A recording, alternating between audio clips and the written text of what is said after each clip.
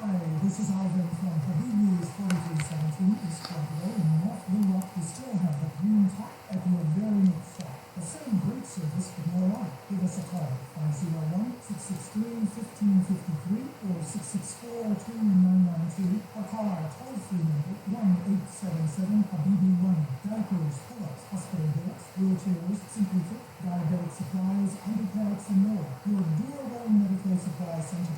The views and opinions expressed today on Black Focus Radio are not the views and opinions of the station, its management, or its advertisers. Now, let's get ready to focus on our issues, our solutions, using our voices on Black Focus Radio.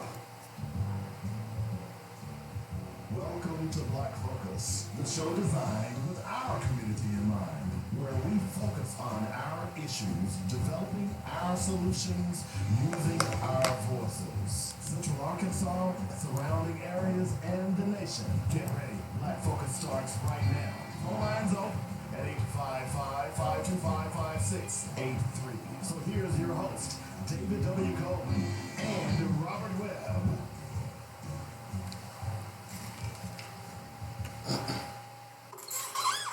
All right, welcome to the show. Sorry, we're running a little late here. I'm trying to get all the posts and stuff up. Again, we're having a little problem with the live feed. We'll keep trying to get that up, but also I will go ahead and post the YouTube feed because that seems to be working fine.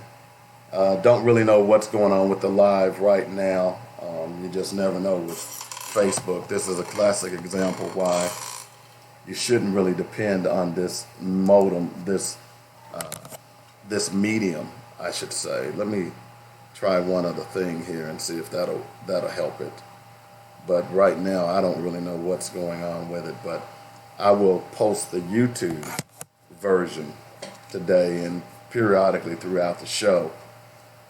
I will try and get the feed up today. I want to thank everybody for joining us. Of course, you know it's Black Focus Radio, our issues, our solutions, our voices. We're here every day, Monday through Friday, from noon to 2 p.m. Right here on joynetradio.com. And we're going to talk a little bit, I won't say we're going to talk a little bit more about reparations. There's not a little thing to talk about. This is a conversation you ought to be having at your dinner tables. This is a conversation you ought to be having with your friends, your white friends. So I'm going to give you a couple of ways that reparations can be paid today. I'll give you a few of those that you can go and check out. So just pay attention to that as we move forward. And we're going to talk a lot about reparations, plus this book list Friday. We've got more book lists that we want to, we got more books that we want to talk about today. I might go back and recap the other books that we've talked about. I certainly will reiterate again the importance of understanding and knowing the Constitution of the United States, because it's pretty clear that a lot of us don't. And if we knew the Constitution, we probably would not be in this predicament that we are in today. Okay? But let me say that again. The problem is that we can use the laws to gain our independence and to get some things that we need done. Okay? But we don't do it because we simply don't know the law, and that's part of our problem. Okay, so just remind people, hopefully you've downloaded the app. You can go to joynetradio.com. You can listen to the audio.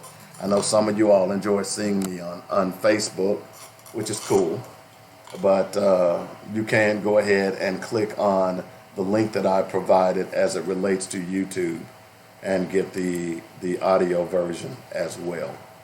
If you'd like. Okay, so go ahead and do that, or mainly just go ahead and download the app from joynetradio.com. All right, so let's see here. Let's go ahead and jump into some black facts.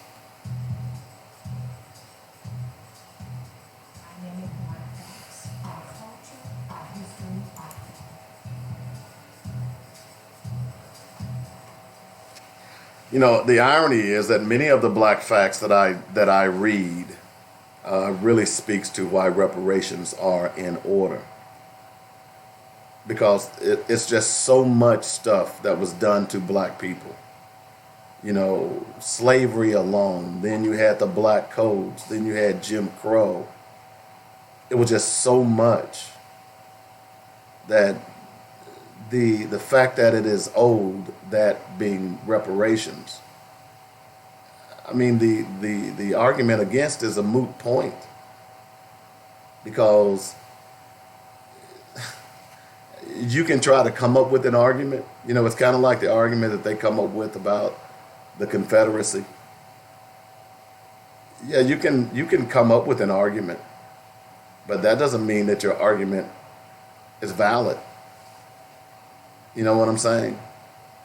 So you can come up with an argument against reparations, but as I read yesterday, and I'm going to do it again today, I'll give you plenty of examples of why reparations are in order, and why, and other people who have paid reparations or received reparations.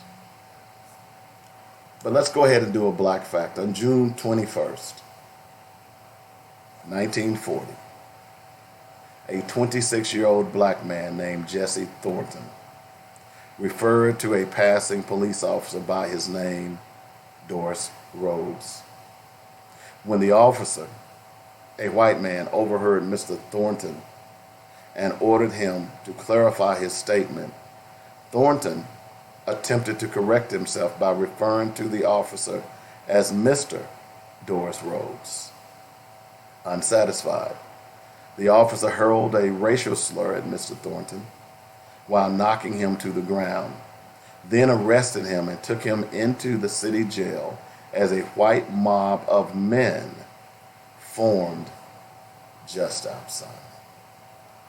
Mr. Thornton tried to escape and managed to flee a short distance while the mob quickly pursued, firing gunshots and pelting him with bricks, bats, and stones.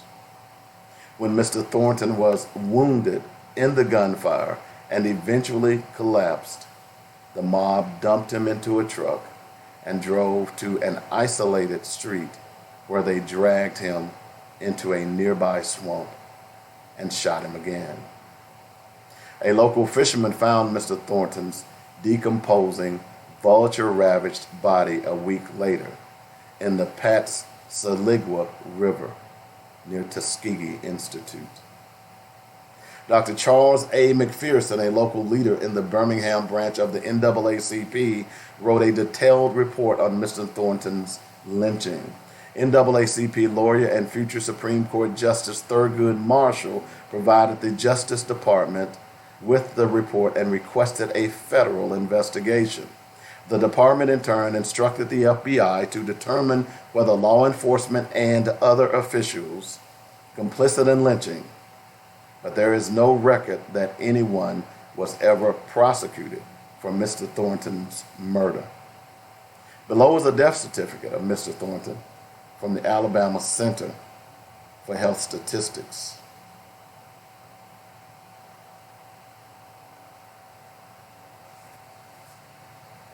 I'm pausing for a reason, because I want that to sink in.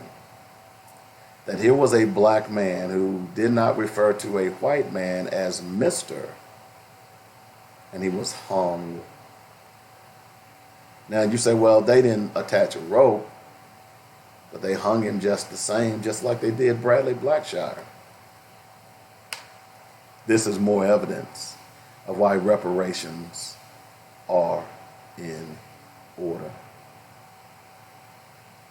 So for you black folks out there that said, oh, well, we don't need reparations, I've pulled myself up by my own bootstraps. No, you haven't. Someone paved the way for you. That brother that was testifying before the committee the other day, he said basically that, hey, I grew up in a nice environment. My family did this. My dad and mom did that. Da-da-da-da-da-da-da-da. There's a such thing as an educated fool. That means that you can get so much education that you don't have common sense. He's so stupid, he doesn't understand that the fact that his black parents, who apparently were well-to-do, were able to become such because of the blood, the sweat, and the tears from black people who paved the way before his parents, that allowed him, that young 23-year-old, to sit before Congress, a congressional committee, and testify that he doesn't need reparations. That's called being an educated fool. And by the way, somewhere subconsciously, he probably believes that I don't want other black people to be like me. Black people relish in the fact sometimes of being, I'm the only one. I've been in that position. I'll tell you about it here in a moment.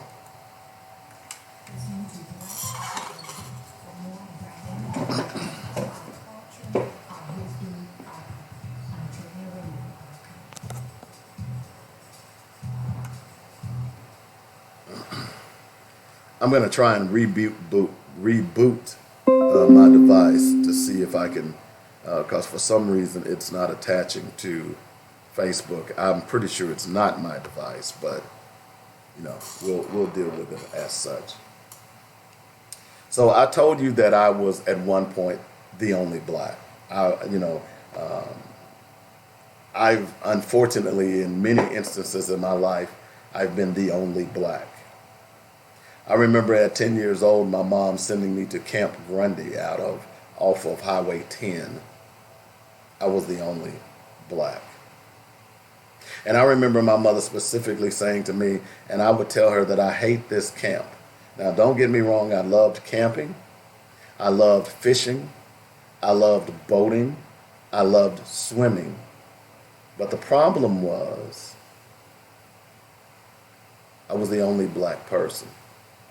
I was the only black child. So unfortunately for me, I was subjugated to all kinds of racial epithets, racial jokes, practical jokes, you name it. I fought literally every day. I remember a guy, and his last name was Teeter. His father owned a fancy, sold cars. His son attended this camp. His son was one of the most racist people I had met up until that point. I remember going to Philmont Scout Ranch at 14 years old and being one of 2 black people. But the most important thing that happened to me in my life was when I finally broke into the bigs in radio. You know, when you break into the bigs in radio, that means that you have a morning drive or an afternoon drive spot. That's where you want to be. That means you the stuff. So here I was, a black person, a black male in the city of Nashville, and I was a talk show host. In fact, it wasn't me who discovered this. It was my son who asked me the question, are there any other black talk show hosts in Nashville? I told him I didn't know. Went on to find out that not only was I the only black talk show host in the city of Nashville, I was the first in the state of Tennessee to have his morning drive show on a white radio station. You see, so I've been a first. And quite often, because you're that first, you develop a sense of arrogance sometimes. You think that you're special, don't you? Some of you all may have been there. One of the things that I've tried to do is make sure that I didn't think that I was special. I maintained my blackness on my show, probably to the detriment of some of the people that listened. But see, the majority of my listeners were white, and you know what? They respected the fact that I was unabashedly a black man and didn't have any problems acting as such. That's what you should do. I use that opportunity to show white people that the stereotypes you have about black people were incorrect. Quite often I would play my own music. I would play R&B as our bumper music on the show. But not only that, I also showed them that I could matriculate into their societies because I knew rock and roll. I loved rock and roll growing up.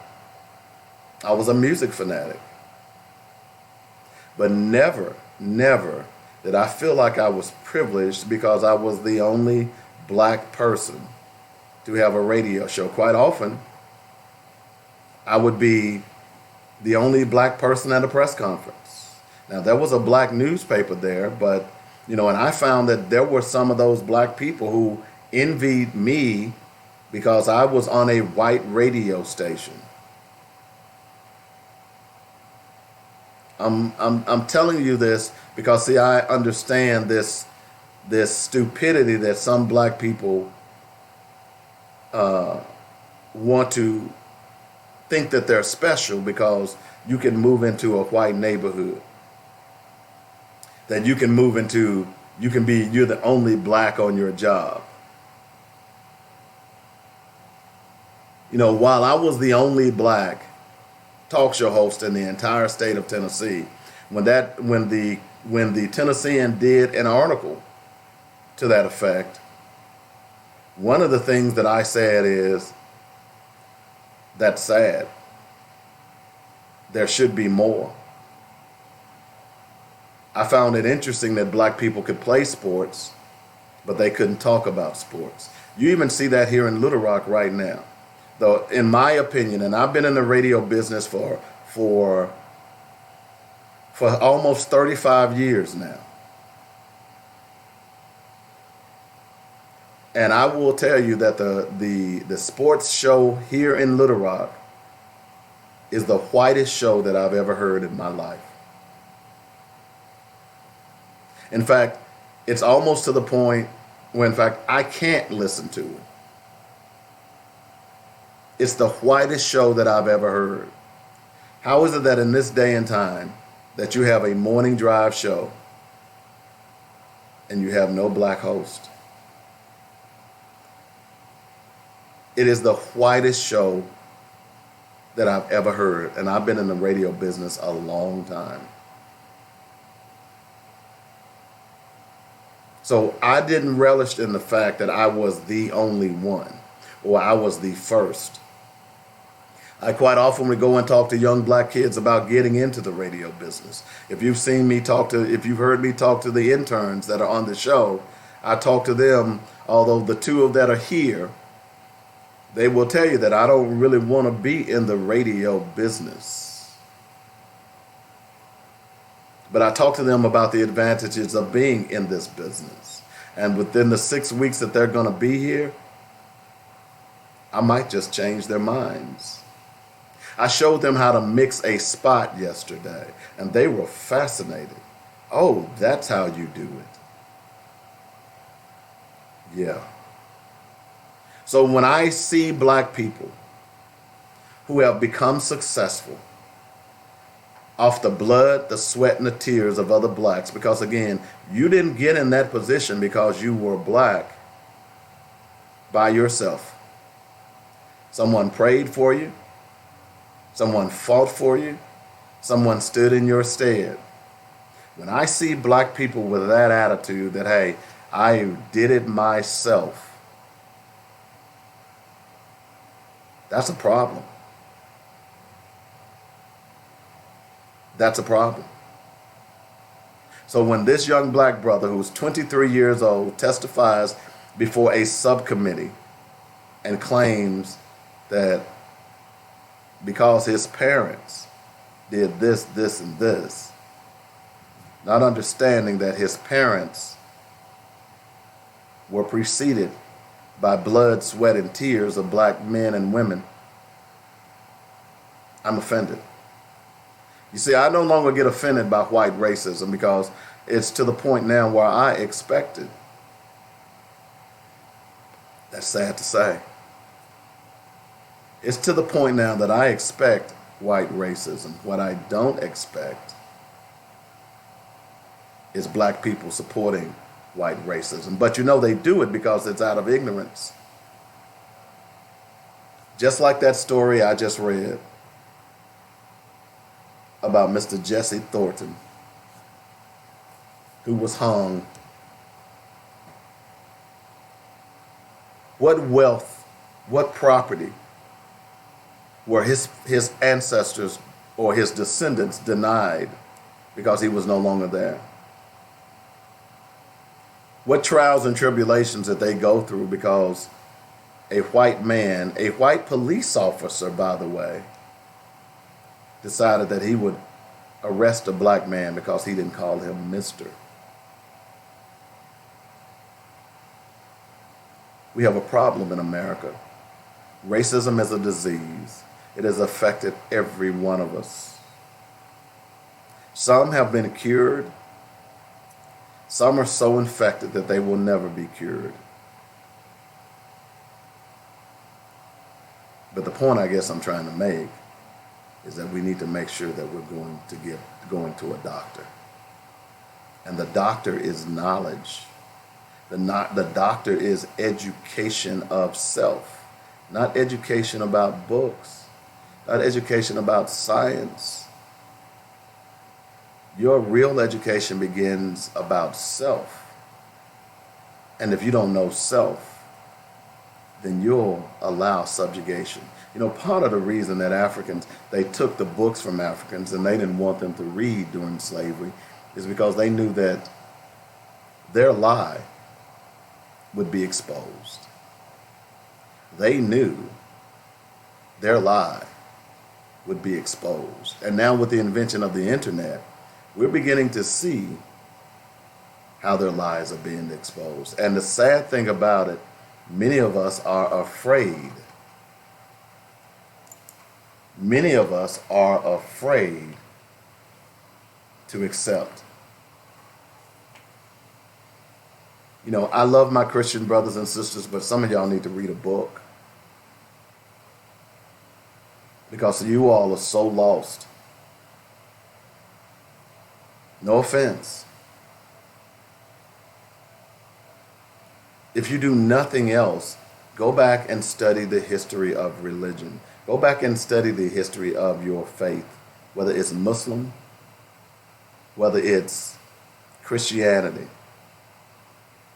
You can still be a Christian and know the history and origin of Christianity.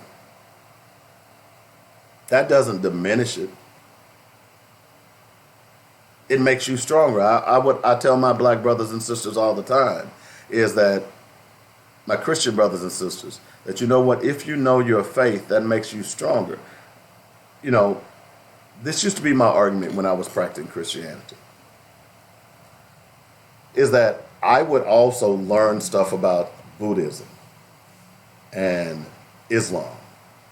Every religion, Jehovah's Witness, Seventh-day Adventists, every religion I tried to learn something about. So I would sit and talk to people of different faiths. Judaism, all of it. And oftentimes they would comment, you know, man, I really appreciate you and your respect for our faith. You're a strong brother. Now, in order to understand a people, you have to understand their religion. I had no problem. See, if you can't sit down and talk to someone else and they're separate from you, if you are a Christian and you can't talk to a Muslim about your faith and let him talk to you about his faith and you all learn together, then you're lost. You're lost. I know people say, oh, I can't talk to them. That makes me nervous. Well, maybe your faith is not as strong as it needs to be. Because if your faith is really legitimate, then you ought to be able to talk to anyone about their faith and it should not affect who you are and how you worship. I'm just being real with you today. But that's where history comes into play. Because if you really knew history, you'd understand, based on history, the question of reparations is not even a question. As Dr. King once said, when are we getting our check? That's the bottom line on that. So speaking of Dr. King, let's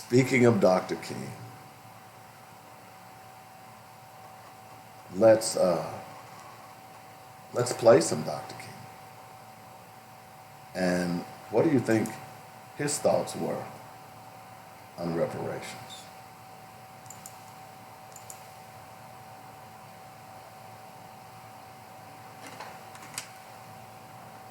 Used to give the Negro any land.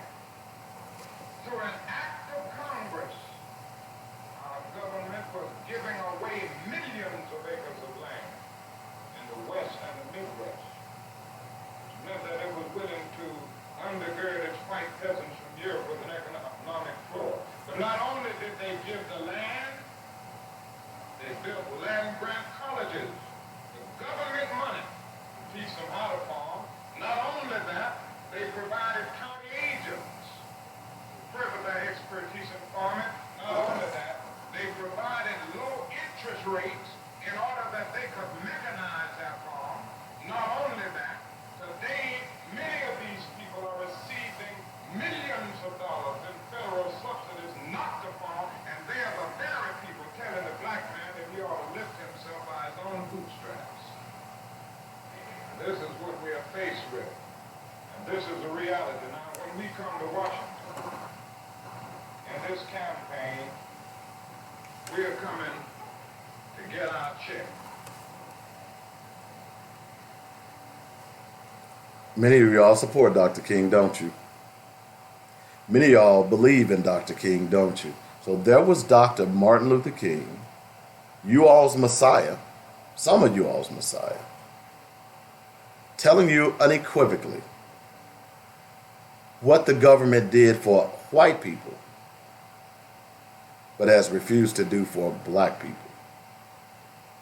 What Dr. King didn't say in that is the fact that during slavery, or at the time of the abolition of slavery, the Emancipation Proclamation and the Freedmen's Bureau, it was used as a means to support white slave owners. White slave owners got $300 per slave. They got reparations. Let me say that again. White slave owners got $300 per slave. They got reparations. But the slaves that had been imprisoned,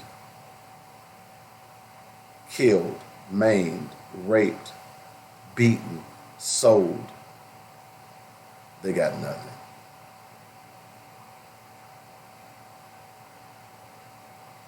So reparations are in order. They're long overdue.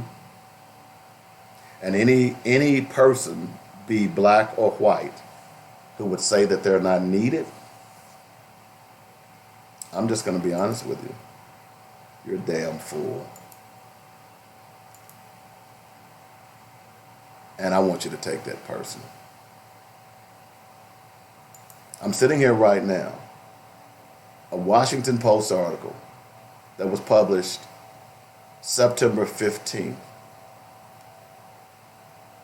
And I won't read the entire article, but it starts off by saying, U.S. begins paying out reparations from France to Holocaust survivors and their heirs. And their heirs. That means their descendants. Okay? So when you hear white folks say, oh, well, most of those people are dead, how are we going to pay that? This article clearly states that the United States begins to pay out reparations from France to Holocaust survivors and their heirs. I want to say their heirs. Let me say that again. Their heirs. Do I need to do? Let me go black preach on you. A person legally entitled to the property or rank of another on that person's death. In other words, when I die, my son and my daughter are my heirs. They get what I own. So in 2016, the United States helped France facilitate paying reparations to not only Holocaust survivors, but their heirs. Y'all get that, right? The other day I read a list of people who have received reparations the other day. As a matter of fact, here's an article by the New York Times, dated November 17th, 2012. It says, for the 60th year, not 6, not 60, but the 60th year, not the 6 months, not 60 days, but 60 years, Germany honors debt to pay Holocaust victims. Germany's post-war reparations program has become such a matter of fact that many Germans are not even aware that their country, after paying $89 billion in compensation, mostly to Jewish victims of Nazi crimes over 6 decades, still meets regularly to revise and expand the guidelines for qualifications. The aim is to reach as many of the tens of thousands of elderly survivors who have never received any form of support. Every year they do this. They're in fact, this particular organization looks for Jewish Holocaust survivors to make sure that they get paid, because Germany understands the legacy of Hitler is an abomination, just like the legacy of slavery in America is worse than an abomination. Because, we know, based on the numbers, based on history, that there were over 6 million Jews that were killed on the Nazi occupation, I should say. Over 6 million Jews were killed under Nazi occupation. Do you know how many Africans were killed? Some scholars have suggested from the beginning of the slave trade until it was ended, and I would argue that the slave trade did not end until the 60s, many scholars believe that over 100 million Africans were killed.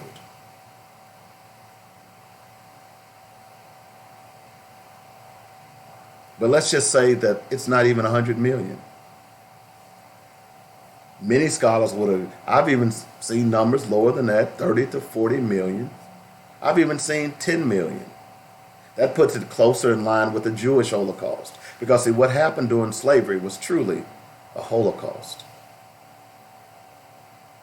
Let's say if there were only 10 million killed. That's more than what happened to the Jews. Yet the German government understood the importance of righting a wrong by, although you cannot bring those people back,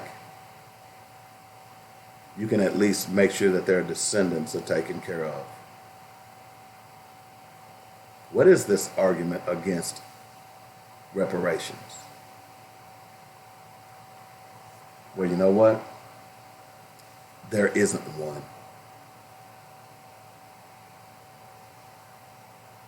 There isn't one. I'm sitting here right now. Blacks were enslaved well into the 1960s, and even today, we know that the prison industrial complex is using black people, black bodies for free labor. You know, there are parts in the Caribbean and parts on the east coast of Africa where they've made statues of black people and they've dropped them to the bottom of the ocean. And those statues represent the men, women, and children who were thrown overboard during just the Middle Passage. Just the Middle Passage. You all do know the Middle Passage is where slave ships were loaded from the west coast of Africa. And they did a triangle to South America and to the Americas and back. And during that time, hundreds of thousands of blacks were thrown overboard and fed to the sharks.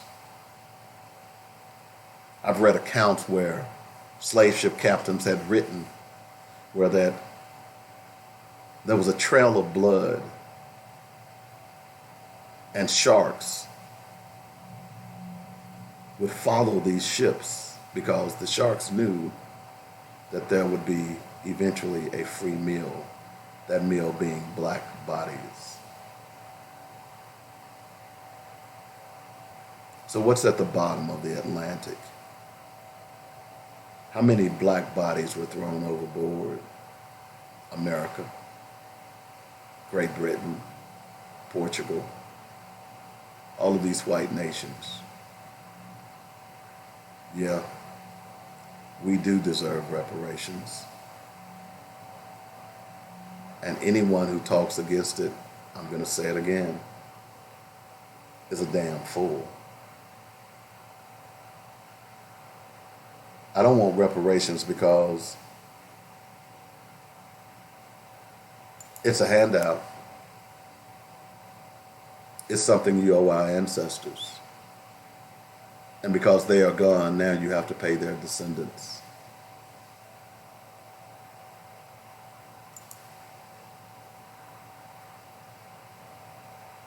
Hello. 855-525-5683 is the number. Let's go out and take a break. We'll be back in a moment. You're listening to Black Focus Radio. I'm Dynamic Dave of JoinedRadio.com. People have come up to you and say, hey, I didn't know you have a business. Yeah, that can happen when you don't have it. Advertise on JoinedRadio.com and let the world know that you're in business. I know what you're thinking. Advertising is so expensive. I've got a great package for you that will cut your expense and increase your bottom line. It's only $125 for startup and new businesses. Call me, David W. Copeland, at 615-554-0568, and I'll put together a package specifically for your business. Now is the time to tell the world, hey, I'm in business. Come spend your money on quality goods in my store. Let us help you at JoinedRadio.com. Here's the number. Call me, 615-554-0568. We are here to assist you in building your brand. Hi, I'm attorney Theodore Thompson from the Thompson Law Firm, and I want to help with your legal matters. Whether it's criminal defense, bankruptcy, personal injury, or family law, I want to help you. I can be reached at 501-503-5095. Don't face your legal issues alone. You need an attorney whose primary objective is to provide you with the best legal representation. Our office address is 415 North McKinley, Suite 710 in Little Rock. I'm attorney Theodore Thompson, and I want to provide you with the best legal representation. I'm so glad I found a Kick Above. It's like my very own personal training studio. A Kick Above removed the guesswork and intimidation and offered me a very supportive and structured environment specific to my personal goals. Kim Leverett and her certified personal trainers even offered nutritional guidelines for my personal workout. It's about me at a Kick Above. Call 501-868-8850 or go to akickabove.com. Now, what am I wearing tonight? Thanks to a kid love, I look marvelous. Mitchell Funeral Home welcomes all of Arkadelphia and Arkansas in Clark County since 1966. At Mitchell Funeral Home, they understand that the funeral is a celebration of a life and legacy, so the entire staff takes great pride in the caring, personal, and professional services they provide. Cremations, funeral planning, burial policy, life insurance, notary, and monument sales are just a few of the services they offer. Flexible packages are available as well. Mitchell Funeral Home appreciates the trust and confidence placed in them and will continue to enhance their services so as to serve you better. Call now. Get connected. 870-246-2611. That's 870-246-2611. Call, click, or come by. MitchellFuneralServices.com. Don't wait till we're needed. Call us now. Let's walk through this together. 870-246-2611. It's quality you can appreciate and service you can depend on at Mitchell Funeral Home.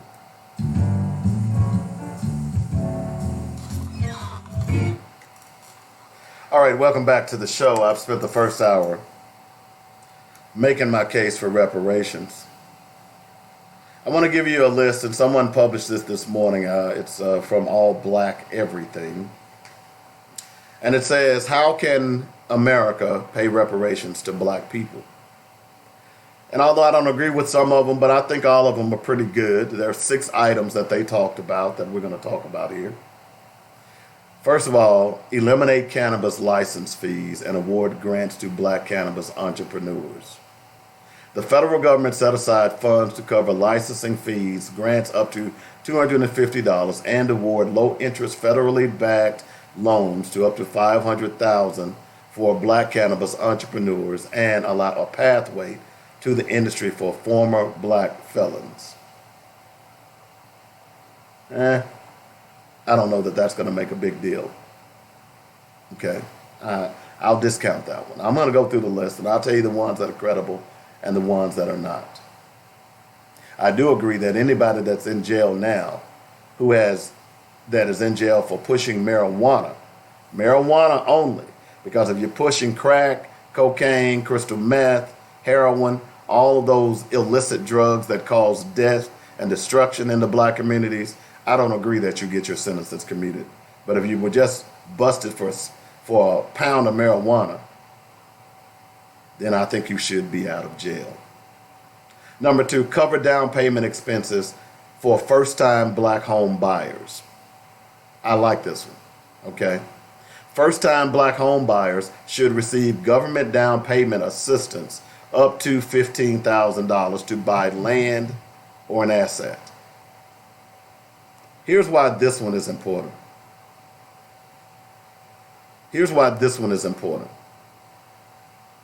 It's important because, think about it from this perspective. And when Robert is here, Robert oftentimes talks about the lack of home ownership in certain parts of Little Rock. So that means that the tax rolls are diminished. If you begin to provide an easier way for black people to buy homes, then guess what happens? The tax rolls increase. That means there are property taxes that can be paid, and then that ultimately benefits your city or your town and your state. Okay?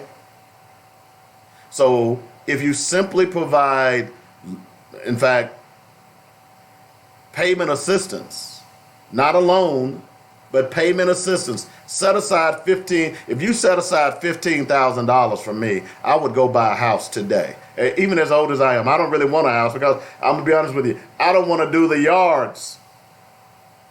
I'm too old. I'm not old, but I'm saying I have medical issues. I can't walk that much.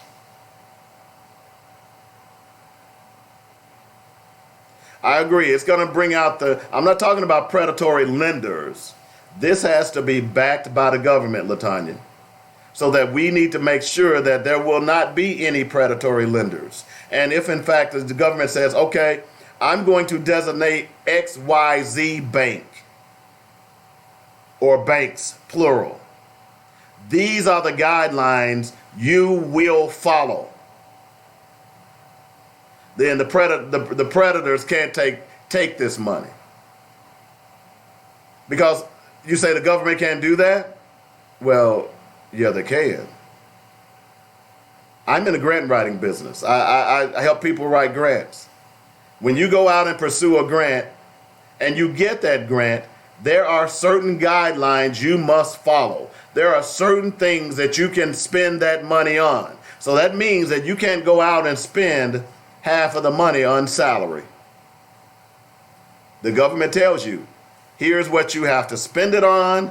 You must have an independent audit company to verify what you spend it on, plus you have to have receipts. So it's very easy. Even if the government used current lending institutions to participate in this program. And look, I don't mind the government cutting off 1% to these lending institutions. But here are the guidelines as a lending institution you must follow. If you're going to participate in this program, then these are the guidelines. You don't charge an interest rate, or whatever the case may be. So that can be easily done. Okay? Number 2, increase Social Security payments for Black seniors. Increase payments by 33% for Black seniors who were likely underpaid during their careers, reducing their ability to save and invest. Well, if your mother or father is still living, my mother is still living, I know for a fact that my mom worked her tail off and was underpaid. So that's another way. I agree with you, Tanya. Myself, I prefer you cut me a check too, but I'm just saying these are just particular things that the government can do. All right, we'll get to cutting you a check here in just a moment. All right. Number 4, provide a pathway to federally sanctioned clemency for Black felon tax, which includes Black felons from some employment, business license, SNAP housing, and credit opportunities. Now let me stop right here because I'm going to offend a lot of people.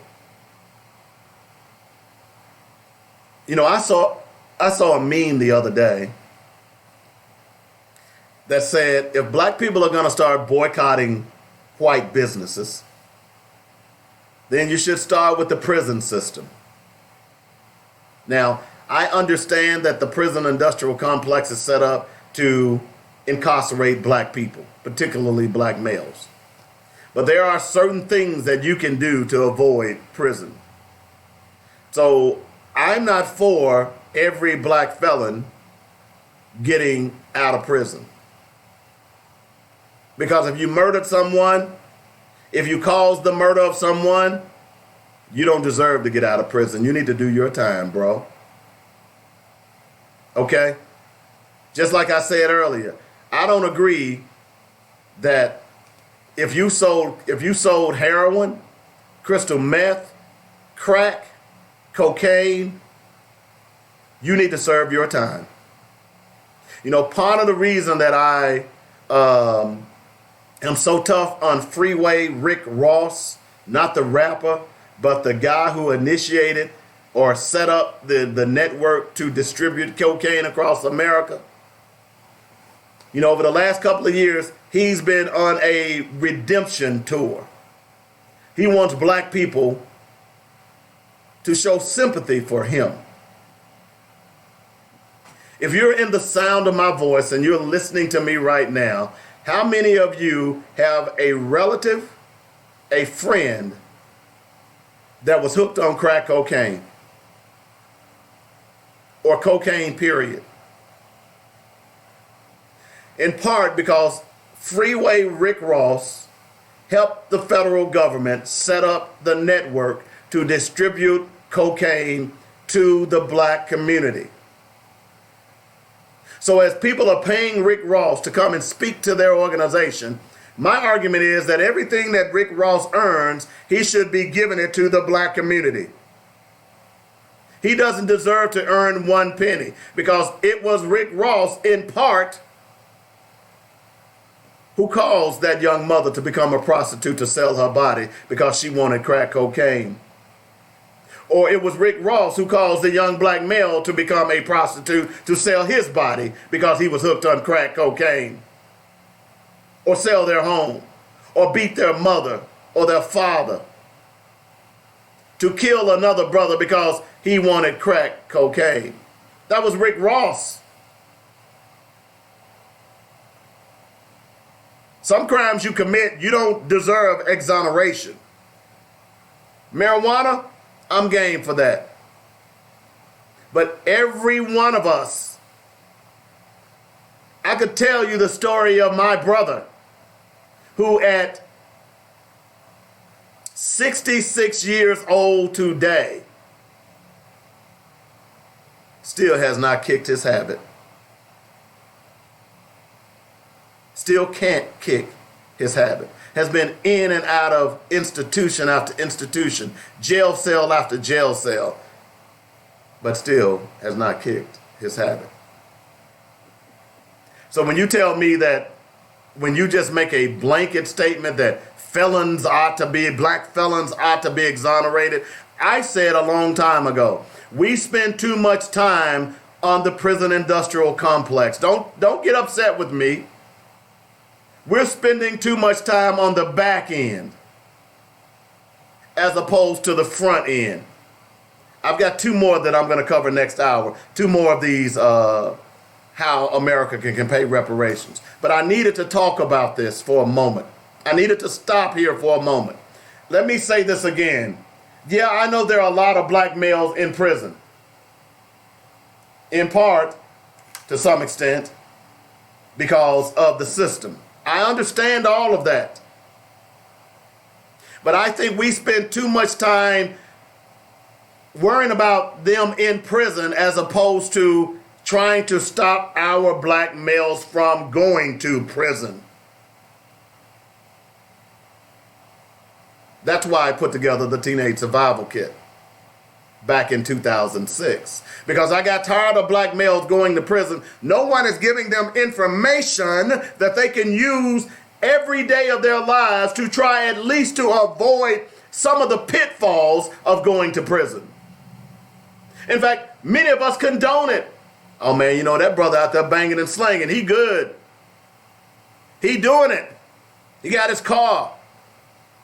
He done bought a house. We haven't even looked at the fact of how many people have died because of his cocaine distribution. I'm being real with you today.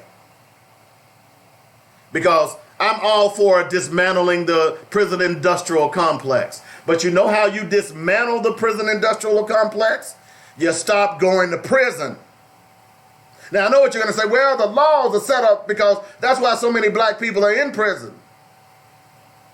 Well, some of y'all in prison because y'all are dumb. Y'all do dumb stuff. Hello? I know you're mad. But sometimes we got to be concerned about ourselves. If we know white people are against us, they put together systems that are against us. You know, I don't mean to be long about this, but I need to take a break real fast. But let me just finish this point. One of the things that I have in my teenage survival kit is a mousetrap. And that mousetrap represents just what it is. Traps. Hello? There are traps laying all around this country for us to fall in. The key is, in order to avoid traps, we have to be able to recognize traps. We have to be able to understand what that trap will do to us if we're caught in it. So I always describe, and if you've never seen a mouse get caught in a trap, it's a fascinating adventure. Because mice are smart. Mice are used on a regular basis for all types of things because of their awareness.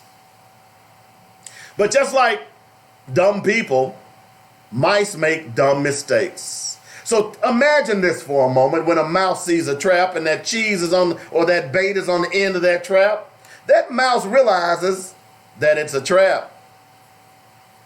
So before he just climbs up on that trap, what does he do? He investigates. And before you know it, after he's feeling like he's okay, he climbs up on that trap, and the trap springs and breaks his neck.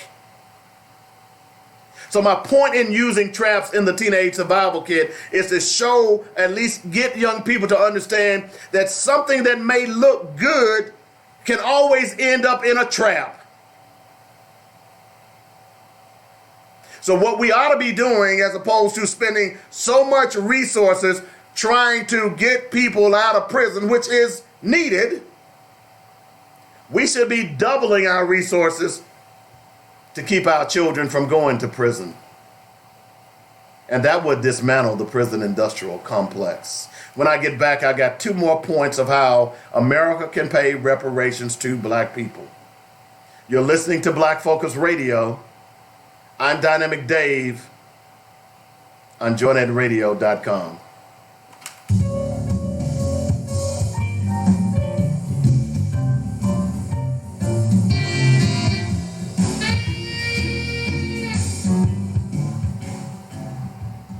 Mitchell Funeral Home welcomes all of Arkadelphia and Arkansas in Clark County since 1966. At Mitchell Funeral Home, they understand that the funeral is a celebration of a life and legacy, so the entire staff takes great pride Exactly, in the caring, Tanya. personal, I agree and with you. professional services they provide. Cremations, funeral planning, burial policy, life insurance, notary, and monument sales are just a few of the services they offer. Flexible packages are available as well. Mitchell Funeral Home appreciates the trust and confidence placed in them and will continue to enhance their services so as to serve you better. Call now. Get connected. 870-246-2611. That's 870-246-2611. Call, click, or come by. MitchellFuneralServices.com. Don't wait till we're needed. Call us now. Let's walk through this together. 870-246-2611. It's quality you can appreciate and service you can depend on at Mitchell Funeral Home.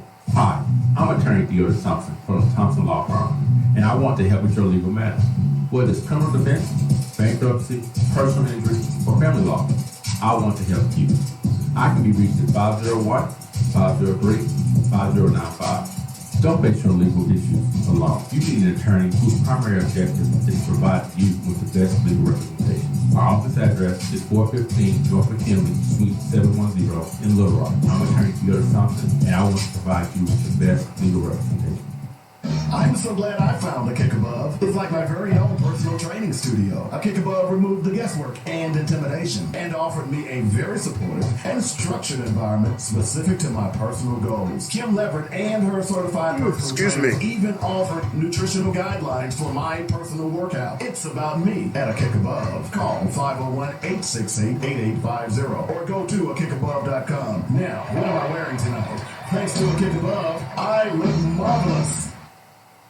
The views and opinions expressed today on Black Focus Radio are not the views and opinions of the station, its management, or its advertisers. Now, let's get ready to focus on our issues, our solutions, using our voices on Black Focus Radio.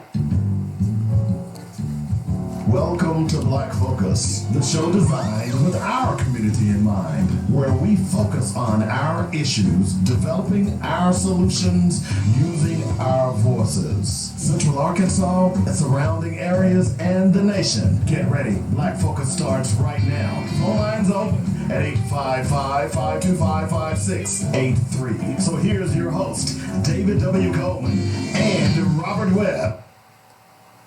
All right, welcome back to the show. Second hour of Black Focus Radio, our issues, our solutions, our voices. Coming up a little later on in the show, about 30 minutes, we're going to go over our book list for the day. It is Book List Friday. We were discussing in last hour, we spent the entire hour talking about reparations and why they are needed, why they should be paid. And someone sent me a list of 6 items of how reparations can be paid to black people. We got to number 4 before the top of the hour. And, I know I run afoul to some, look, by now, if you listen to this show, you all know I walk to the beat of my own drum. I'm not a status quo person. I don't follow people just to follow them because the crowd has followed them. I research, I analyze, and make my decisions or my statements based on my analyzation of a problem or an issue. So I've analyzed a couple of these items. I don't agree with all 6 of them. You can find these, by the way, on my wall if you like. The first was eliminate cannabis license fees and award grants to black cannabis entrepreneurs. I don't know if that's going to make a big deal. The second one was cover down payment expenses for first-time black home buyers. I think that would be a fantastic idea, simply because that creates home ownership, and that also increases the tax rolls in the city. So theoretically, the city is simply setting up a platform by which it can build its own community. Hey, Rodney, how you doing, man? Appreciate you joining me. The third was increase Social Security payments for older black seniors. I certainly agree with that as well. My mom is 93 years old. How much racism and bigotry do you think my mom has had to live under? And it's a struggle to pay her bills. Number 4 is provide pathway to federally sanctioned clemency for a black felon tax. I have mixed emotion about the prison things because some felons don't deserve to be out on the streets. They just don't. Some felons have created such heinous acts against their community. They don't deserve, I don't want those people back on the street. I'm sorry if it's your brother or your cousin. Some of them don't belong back on the street.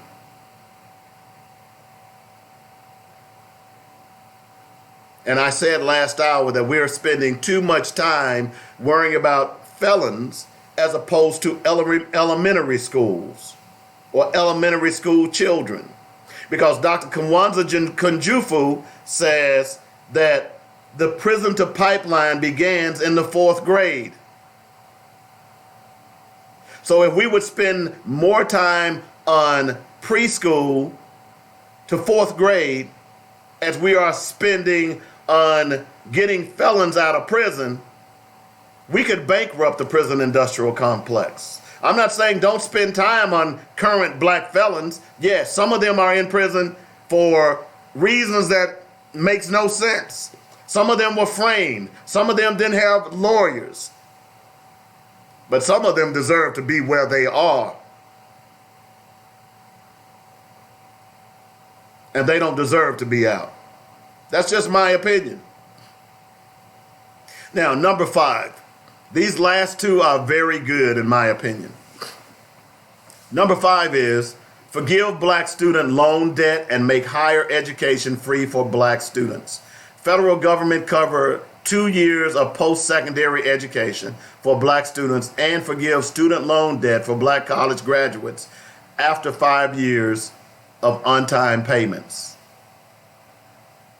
Now that makes sense. I saw a piece yesterday. This sister who had went to college, she borrowed $37,000. No, she borrowed $38,000 to get an education. She had paid in close to $20,000. You know how much she still owes? $35,000 with all the interest and penalties. You get that, right? You get that, right? She had borrowed $38,000 to get a post-secondary education. She had paid almost $20,000 on that loan, and she still owes $37,000. Hello? See, the problem with these college loans, that it was set up as a money-making scheme by these lenders. And also, you were lied to, because what did they say? What do we say? Go, girl, get that education. They can't take that paper away from you. But what good is that paper if you can't benefit from that paper? If you are paying loans out the yin yang, as many of these, look, let me be honest with you. Back when I was in college, I was on scholarship. I broke my neck and knew that I was going to lose my scholarship. You know what they told me? Hey, you can get a loan. You know what I said back in I believe it was 1983 at that time? I said, I'm not getting a loan. And I left school. I've done pretty good for myself without a college degree because I ended up getting some trades. Okay? But had I gotten loans to finish my education, how much debt would I have been once I graduated college? You know, part of the reason that people are not buying houses, the millennials, because they're graduating from college with huge amounts of debt. They can't afford to buy a house. So that affects your local economy. You got people paying for loans, ridiculous loans. And it seems that every year, to show you how the game is played, every year college tuition goes up. My last kid in college was my son. Every year I was getting a letter that the college tuition was going to be increased 3%.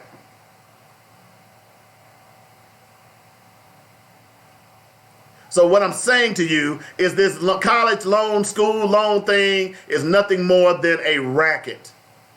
I'm not saying you shouldn't get an education. I'm simply saying that you need to decide what type of education you want. Because, you know what? There are a whole lot of trades out here that you can make nice money. I did it. When I left college, I decided to go into the restaurant business. I raised 2 children off the restaurant business, a family out of the restaurant business. Being a chef at one point, and guess what? I didn't even have to go to school to become a chef. I had practical application working in restaurants. I waited tables for a long time. My quote-unquote real job wasn't gotten until about 15 years ago with Dell computers. And guess what? I didn't go to school for computers. But there were some who had spent thousands of dollars going to school for a computer degree and got there and realized you didn't need one. Now, there are some careers that you do need extended training. Doctors, attorneys, there are many others. Somebody posted a meme the other day on Facebook, and it was a job listing. And the job listing said this. It was, you want to get $15.68 an hour. That's barely a livable wage, by the way. You needed to know all of the Microsoft platforms, Word, PowerPoint, Excel, Access. You were going to be doing some data entry. The requirement for the job was you needed to have a master's degree. Huh? What? You want me to have a master's degree for data entry? You're a damn fool. All the money that people are being paid, other than students, is ridiculous. They're making money off the misery of people. Right now, there are states right now who have made college free. It ought to be free in every state. Because what does that do? The state of Tennessee is the latest state that if you are a resident of Tennessee, you can go to community college free. What does that do? That educates your populace. That makes your populace smarter. Would I rather my populace have college degrees from a community college as opposed to having a diploma from the local high school? I would think so. But again, they lied to you because guess what? If you develop a trade, if you have a trade, Did you know right now, if you drive around Little Rock, there's a billboard that I see fairly often. It's about HVAC techs, HVAC techs. And it's put up by our company. And it says something to the effect of, we are looking for HVAC techs.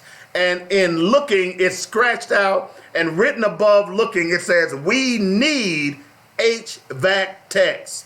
Did you know that if you were an HVAC tech, you know what that is? That's taking care of air conditioning systems in major buildings around the country. Did you know that you could command anywhere from $60,000 to $150,000 as an HVAC tech, and you don't have a degree? Hello?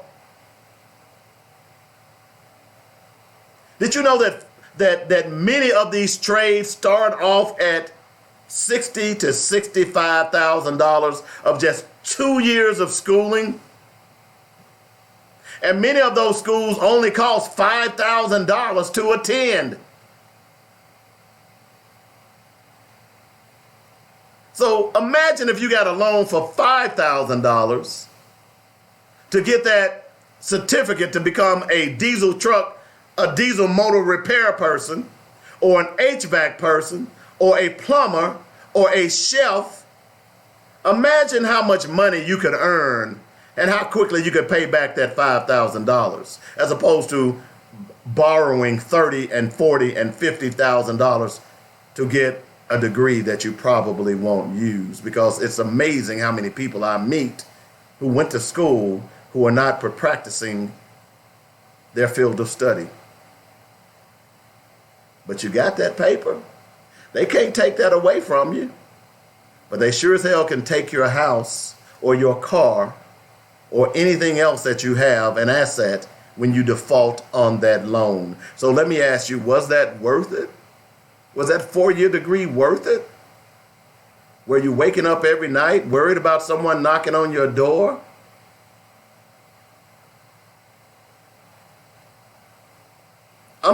We're just trying to have real talk today. It's Friday.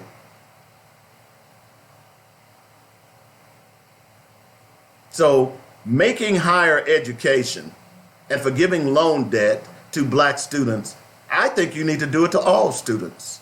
I think the college industry is a racket. It is a racket. And we bought into it hook, line, and sinker. Last week I went fishing, and I caught a catfish about as long as my forearm. Pretty big catfish.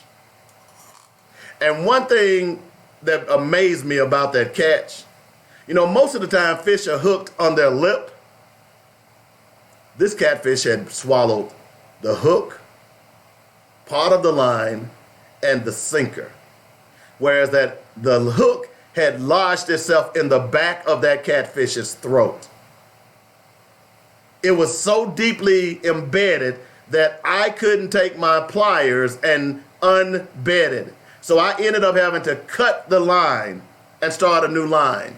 We are like that catfish I caught last week.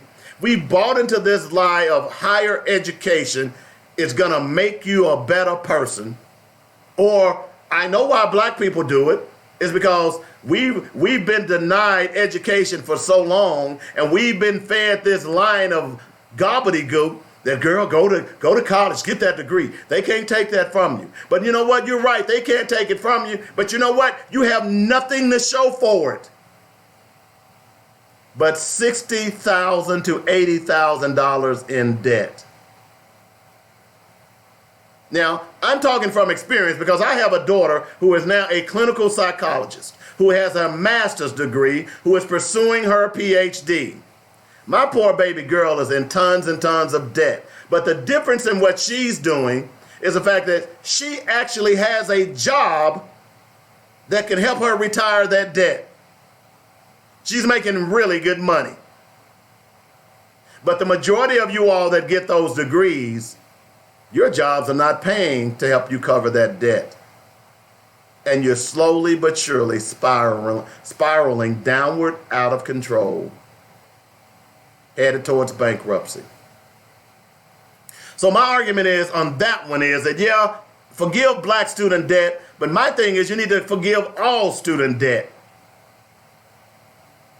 We need to stop these colleges from stealing money from people who can't afford it, because that's what's happening.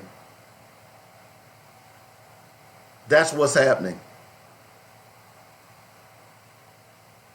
And just because that college gives 10 or 12 scholarships, that doesn't make them right. Number 6 on this list. Award startup grants for black entrepreneurs. And to me, I think this is the best option of the 6. Let me go back and quickly read the 5 that I started with. And then I'm going to expound a little bit more on the 6th one. Number 1 was eliminate cannabis licensing fees and award grants to black cannabis entrepreneurs. Don't care about that. In fact, that number 1 should be part of number 6.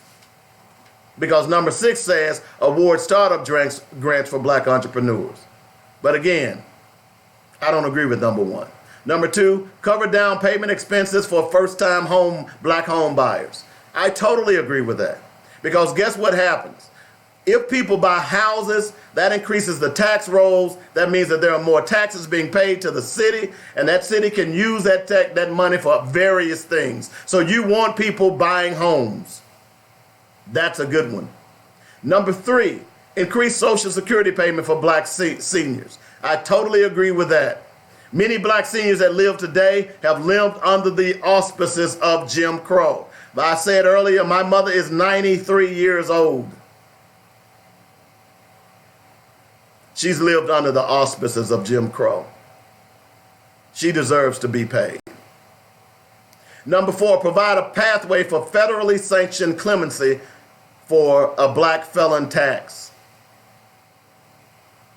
I explained in depth why I don't necessarily agree with that. Some of the guys in prison belong in prison.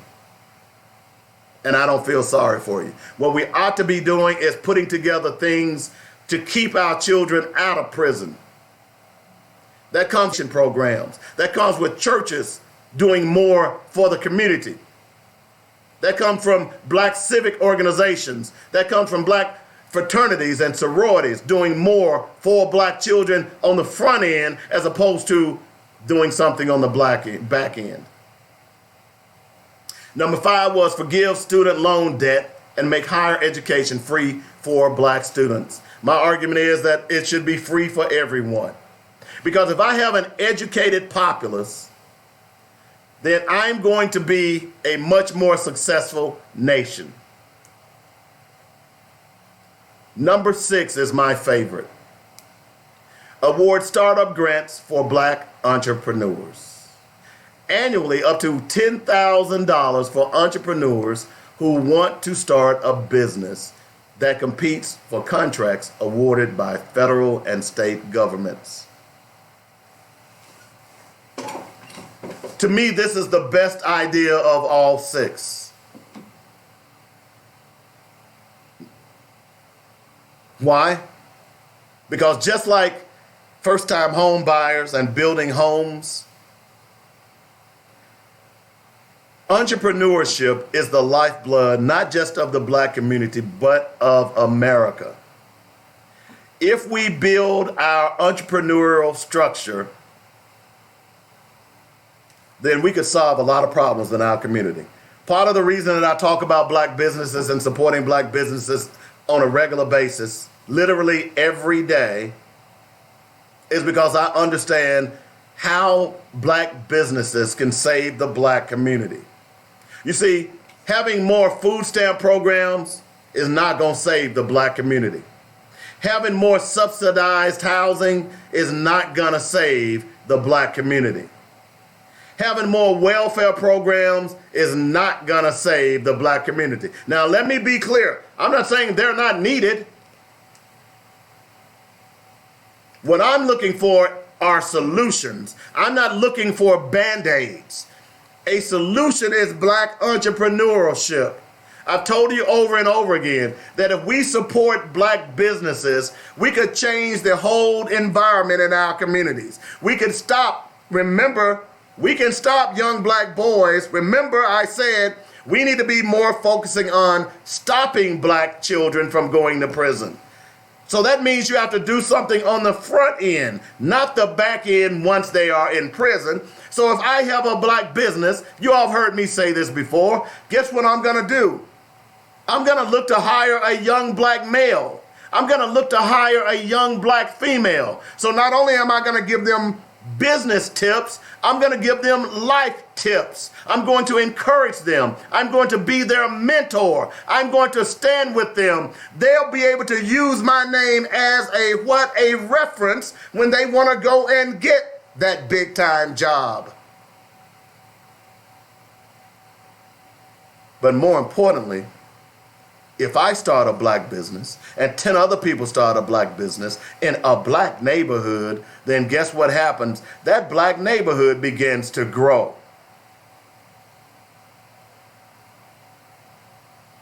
That black neighborhood becomes all of a sudden a thriving metropolis. That's why I'm so excited about number 6. Is the fact that number 6 is really the key. Because if you looked at black unemployment rate for teen boys right now, it would be triple that of white teens. How do I know that? Even with the unemployment being as low as it is, black unemployment in general is double that of white unemployment. And every summer, black teen unemployment is usually 35, 45, 55% of all black teens. We wouldn't be depending on the government to put together, when I was a kid, I used to, during the summer, I worked for OIC. I think it stood for Opportunities Industrialization Corporation. And through OIC, we got jobs that paid us black teens for the summer. That was great. But you know what? That was a government program. I'm so sick of black people asking the government for a program. If you just simply pay me my reparations, I won't need your government programs. I could put together right now, I have one business that's struggling, and I have 3 other businesses in my head that I would like to put together, but I don't have the capital. If you simply give me my reparations, I will hire some black kids. I will keep those black kids off the street. I will keep them out of the prison industrial complex because I will tutor them. I will talk to them. I will become their dads that they may not have, or I'll become their second set of parent to make sure that this is what my expectations are for you. The key is black entrepreneurship. The key to getting rid of drugs in our community is black entrepreneurship. Right now in Little Rock alone, and no matter where you're listening, I know people are listening from California, from Virginia, from Hawaii, from Tennessee. No matter where you're listening, if you go to the black community in your area, there are no stores. Remember what happened during the LA riots? Not in the 60s, but after the cops were acquitted, who beat up Rodney King. Remember that prior to Magic Johnson and all of those people, black people coming in and reinvesting in the Crenshaw area, there were no stores. You couldn't buy fresh fruit in your neighborhood. The only places that were in those neighborhoods were McDonald's and Burger King, places that were feeding food that caused high blood pressure, diabetes, heart disease. Right here in Little Rock, if I took you to the black community on south of 630, there are no grocery stores. There are no McDonald's. They are food deserts. You see, if you gave me money, I would start a grocery store because it's sorely needed in our communities. So number 6 to me is probably the most viable and the most important.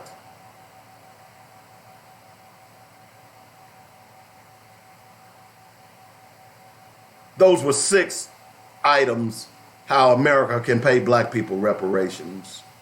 I agree with some, I disagree with some of the others. So the ones that I agree with, I disagree with, is eliminate cannabis licensing fees. Who cares about cannabis? Whatever. The other one I disagree with is provide a pathway to federally sanctioned clemency for the black felon tax. I don't necessarily agree with that. I've told you why. But there are 4 items on here that I do agree with. Cover a down payment for first-time homeowners. The reason I agree with that is because if I own a home, then guess what? I'm going to buy stuff to go in my home. I'm going to spend money.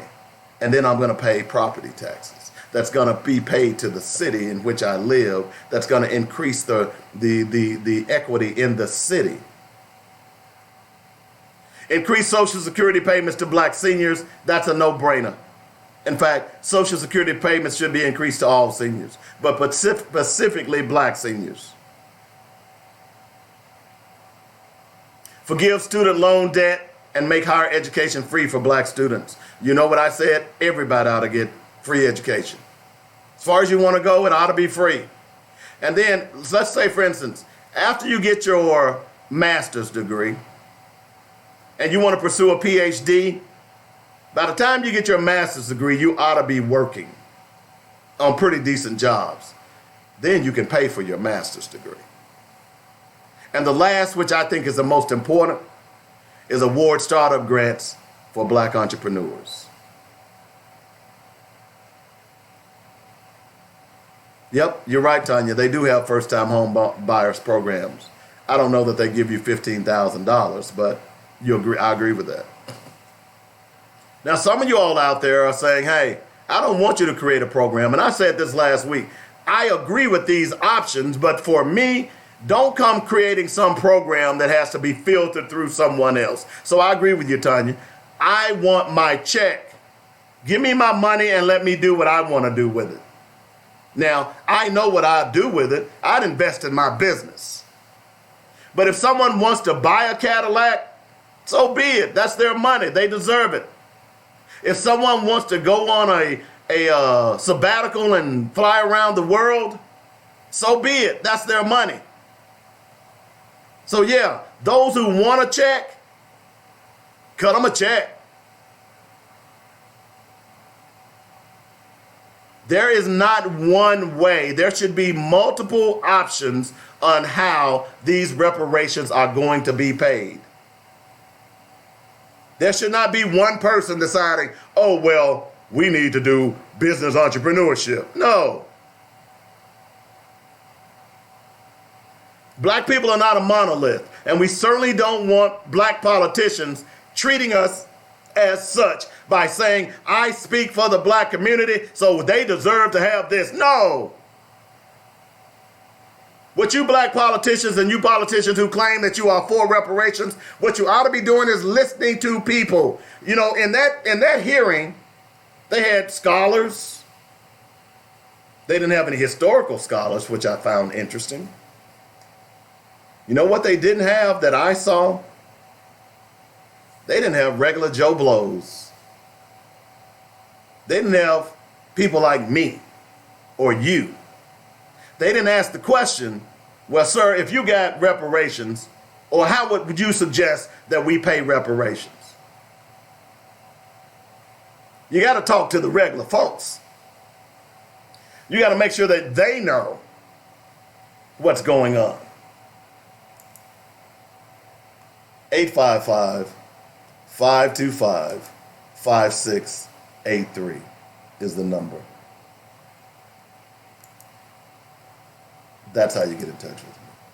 Yeah, we've spent this whole show talking about reparations because I'm passionate about it, because it's something that's long overdue. You ought to be talking about this with your friends, your relatives, and even if they say, well, I don't want reparations, you still need to talk about it. Because I promise you, that if a check is getting ready to be cut, those very people who are running around saying they don't need or want reparations will be the first in line. So spare me that lie. Okay? Spare me that.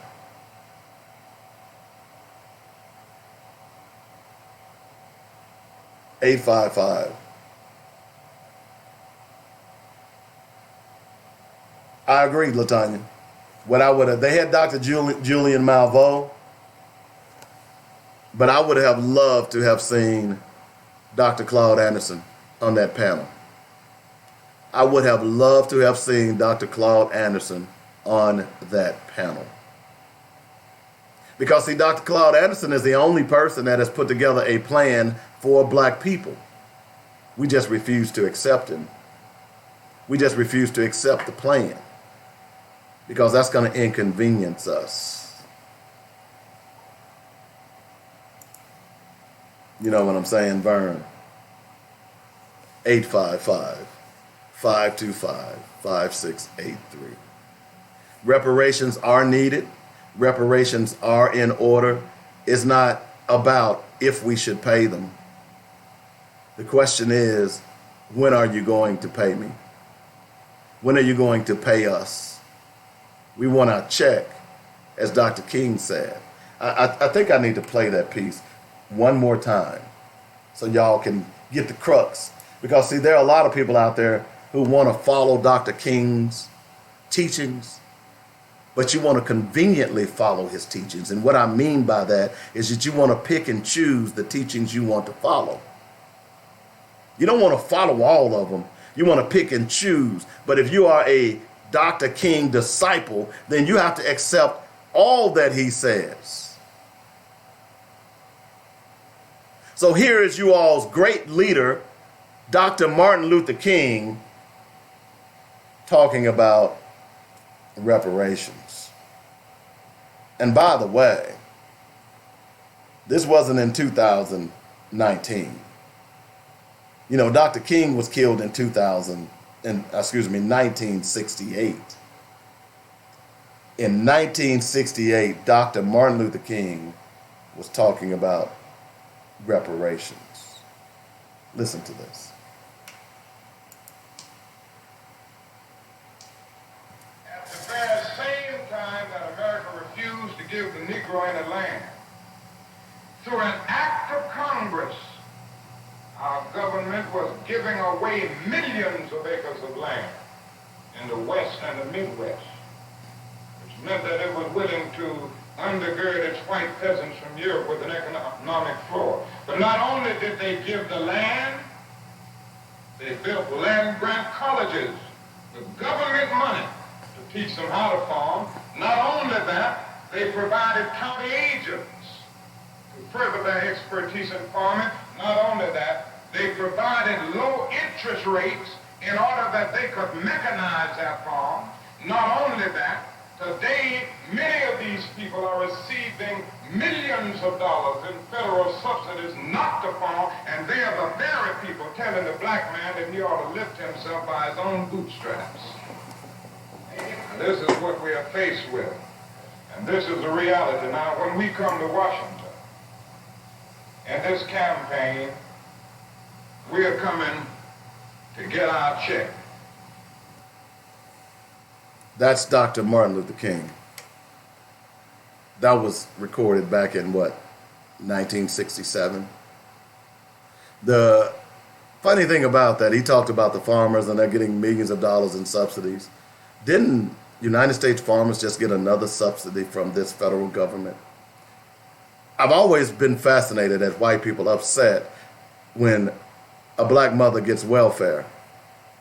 But y'all been getting welfare for years.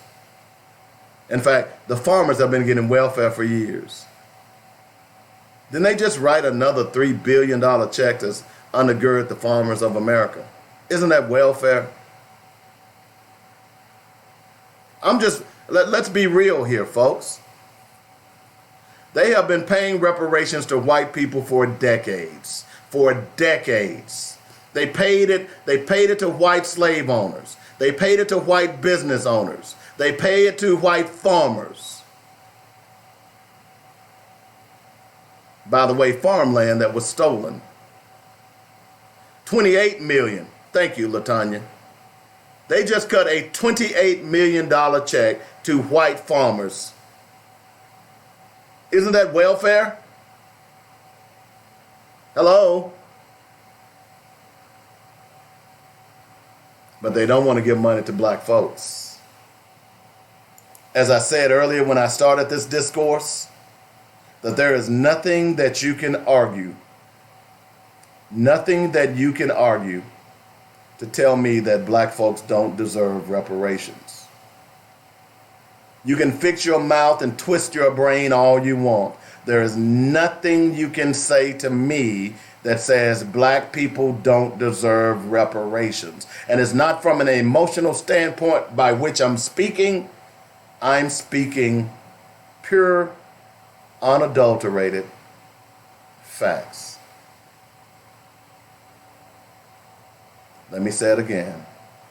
Pure, unadulterated facts.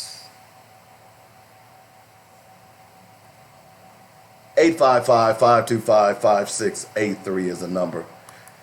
For the rest of the show, I want to talk a little bit about the book list. You know, we do book list Friday, every Friday. This book list was developed by myself. As I thought about it over the years, I started back in I guess I was 25 years old, somewhere in there, late 90s, somewhere in there. And I was trying to decide, do I want to be Christian or Muslim? Because I was at a crossroads about this religion thing. So, as I've always done, I like to do research before I make a decision. I'm one of those people that back in the day when we would buy stereos. I remember when I bought my last stereo, which was a nice Kenwood. I researched it. In fact, when I'm going to purchase something, a computer, a tablet, any of those things, a big dollar item, I go out and do research before I decide that I'm going to make a decision. So before I decided that I wanted to make a decision about what faith that I was going to have, I decided to do research. I researched Christianity and its origins, and I researched Islam and its origins. And I realized that all of them really emanated. And by the way, I did research Buddhism and its origin. And I realized as I went through various books, man, all of this stuff came from the Egyptian mystery system, which basically developed the principles of Ma'at. Did you know that 10 of the 10 commandments actually came from a list of 40 commandments from the principle of Ma'at? I'm just educating you here. I realized that all of that emanated from one source. So if I was going to be a spiritual person, then why not worship the one where it all began, and that was Ma'at. So that's what I do. I know you don't understand. But I came to all of that conclusion by going back and researching. Because, see, these books are not just from black folks. White folks wrote these books. Black folks wrote books. Muslims wrote books. Dr. Khalid Al-Mansour wrote a book called Betrayal by Any Other Name that's on this book list. He's a staunch Muslim. Yeah. I read books from everyone. If you're doing research, you cannot close your minds to believe only one thing. You have to let the data take you where it's going to take you. And sometimes you may not like where it's taking you, but if you are true to your research, then you will accept that data and move forward. So here are two more books from that book list. Last week we talked about Jawanza Kunjufu, The Conspiracy to Destroy Black Boys, and Developing Positive Self-Images in Black Children. Actually, those are three books. The Conspiracy book is volume 1 and volume 2. And then the Developing Positive Self-Images in Black Children is volume 3. Today I want to talk to you a little bit about the FBI versus Martin Luther King Jr. It's by Dr. David J. Garrow. Or I should say David J. Garrow, not Dr. Garrow. Mr. Garrow examines the evil and insidious plot to destroy Dr. King, which was orchestrated by J. Edgar Hoover and the Justice Department. Mr. Garrow shows at what lengths the United States government will go in order to destroy a black man. Dr. King was not the first and will not be the last. The unique aspect of this text is that it is drawn directly from FBI files, which leave no room for innuendo or conjecture. Once you read this book, you will understand why the African does not trust the police. I would argue that if you read no other book, if you're one of those black people out there who believe that the police in America, even though you know its history of patty rollers, my black fact was about a police officer killing a black man because that black man in 1940 didn't call him Mr. Even though you may know that, then you must read the FBI versus Martin Luther King, because when I say it was taken from FBI, you know, FBI documents everything. Through the Freedom of Information Act, David Garrow was able to go into the FBI files and find all of the dastardly things that the FBI was not only doing to Dr. King, but many of the other people that were in the movement at the time. And it is shocking. It is shocking. And I learned something when I read that book. Because at the time when I first read this book, guess where I was? I was in Memphis, Tennessee. And two names that popped up in that book was Vasco Smith and Maxine Smith.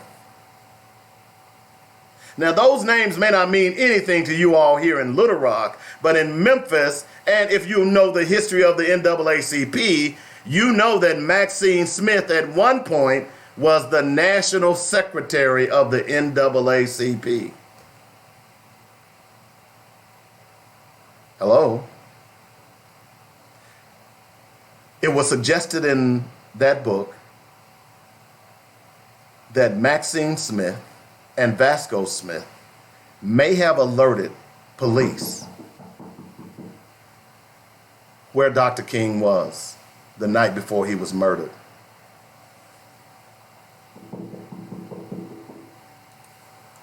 I'm just asking. Got to take a quick break. I'll be back in a moment.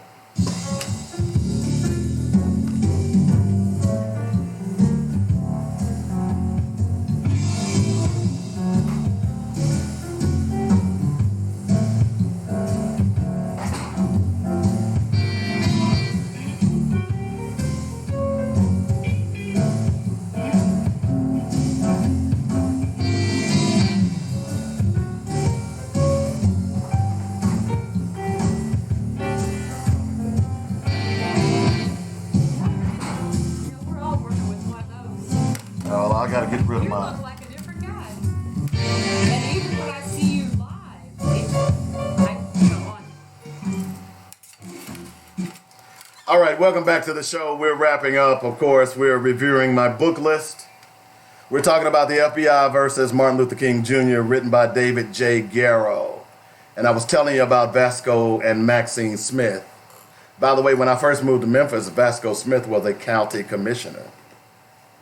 In the book, it suggests that Maxine Smith and Vasco Smith alerted authorities the night before Dr. King was killed, where he would be staying. By the way, these were black people. Hello? But also the book Chronicles. David J. Garrow doesn't write the book based on what he thought should be. He simply took the recordings, the documents from the FBI, and showed you unequivocally what this government did to Dr. King and other people who were in the movement. So that's the FBI versus Martin Luther King Jr. The other book is, you ought to be reading this. In fact, your kids should have read this already. The Autobiography of Malcolm X. Now, you may have seen Malcolm X. It's a great movie done by Spike Lee, starring Denzel Washington. But I think sometimes reading the book, and by the way, this was written by Alex Haley. Sometimes reading a book and putting your mind's eyes and letting those words ruminate in your mind has much more of effect. It chronicles Malcolm Little's story of being a two-bit pimp and a drug dealer. It tells you how Malcolm and his best friend used to bang and slang. It tells you how Malcolm got arrested and sent to prison and his evolution of becoming a black Muslim. But the most important thing to me about that book is that it tells me that everyone, no matter how bad you are, has the capacity to change if, in fact, you want to change. It tells me that. I had my son to read it when he was 14. Every black boy should read that book. Every black girl should read that book. So those are the two books that I'm recommending for you today. The FBI versus Martin Luther King Jr. by David J. Garrow, and the Autobiography of Malcolm X. We have probably about 5 or 6 more on this book list. I told you it's an extensive book list. So, with a few minutes to go in the show, let me just recap, and I'm going to go from bottom to the top. And these are in no order. The only book that I put at the top, and I did it purposely, was the Constitution of the United States. And I'll tell you why here in just a moment. But we just talked about the FBI Autobiography of Malcolm X, the FBI of Martin Luther King versus Martin Luther King Jr., The Conspiracy to Destroy Black Boys, Volume 1 and 2, and Developing Positive Self-Images in Black Children, both by Jawanza Kunjufu. Stolen Legacy by Dr. George M. Jones, and The Myths of Ancient Egypt by Sheikh Anta Diop. They Came Before Columbus by Dr. Ivan Van Sertima.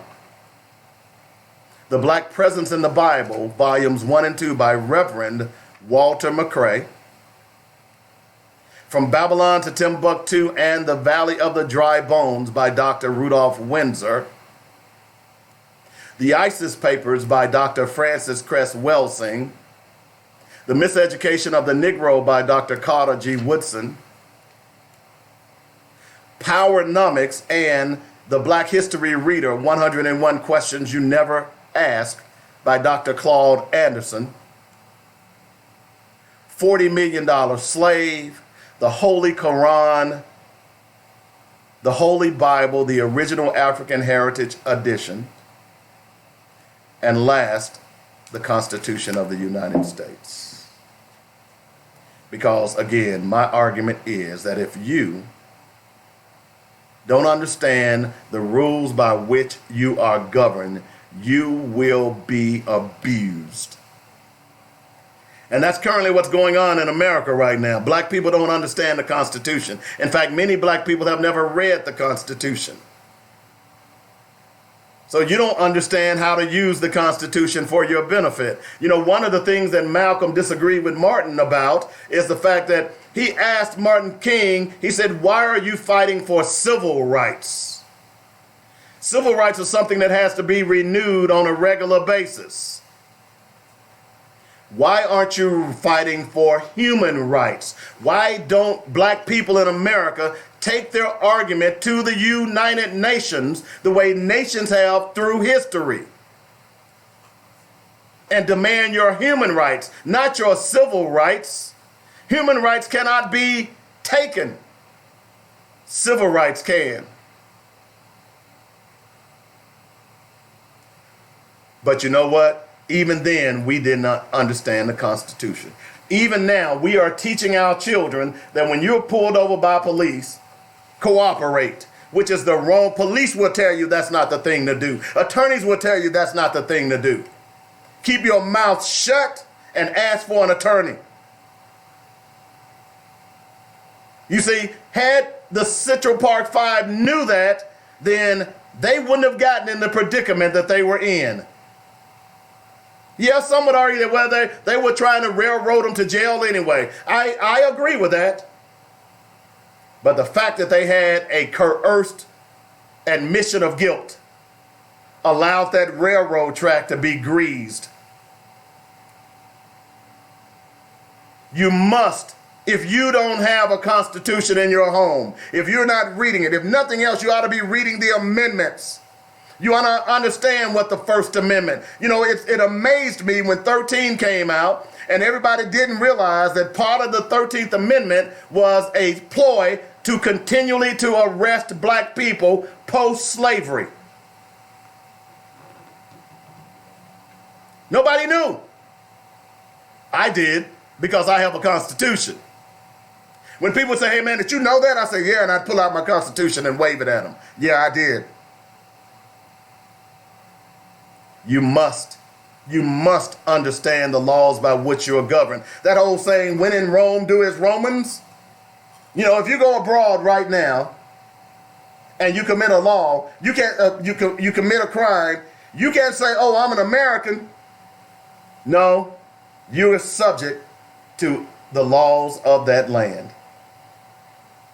And on that note, I got to go. Got a doctor's appointment.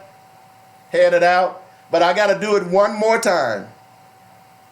Let me just play Dr. Martin Luther King again, because there are some ignorant black people out there who don't believe that we deserve reparations. Yet you love you some Dr. King.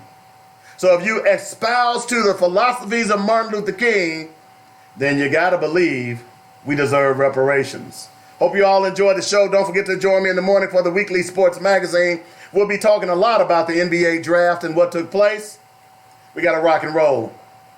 I'm Dave Coleman, and this is Black Focus Radio on JoyNetRadio.com.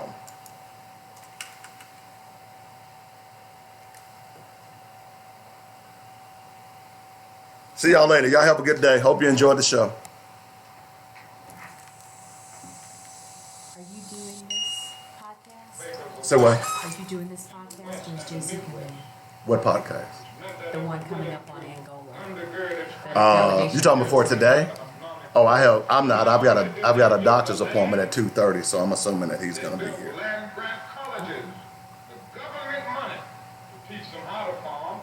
Not only that, they provided county agents to further their expertise in farming. Not only that, they provided low interest